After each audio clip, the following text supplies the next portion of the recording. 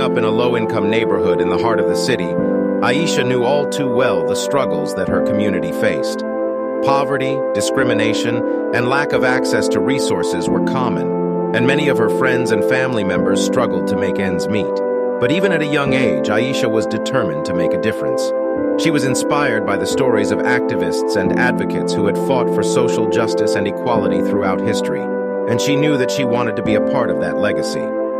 So as soon as she was old enough, Aisha started volunteering at a local community center. She spent her afternoons and weekends organizing events and programs to support low-income families, mentor young people, and raise awareness about the issues that affected her community.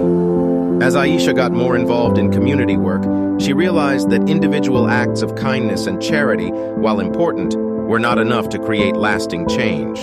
She wanted to challenge the systemic injustices and inequalities that kept her community marginalized and oppressed. So she started getting involved in activism and advocacy. She attended rallies and protests, wrote letters to elected officials, and spoke out on social media about issues that mattered to her. At first, Aisha felt overwhelmed by the magnitude of the problems facing her community. But she soon found that there were many other people who shared her passion for social justice and equality. She started working with local organizations, forming coalitions, and mobilizing supporters to demand change. Through her activism and advocacy, Aisha began to see the impact that she could have.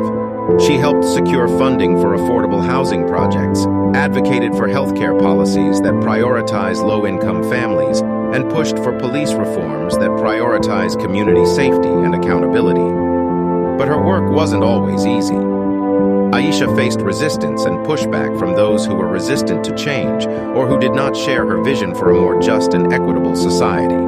She received hate mail, threats, and even physical attacks from people who saw her activism as a threat to their power and privilege. But Aisha refused to be deterred. She knew that the work of social justice and activism was hard and often thankless, but she also knew that it was necessary.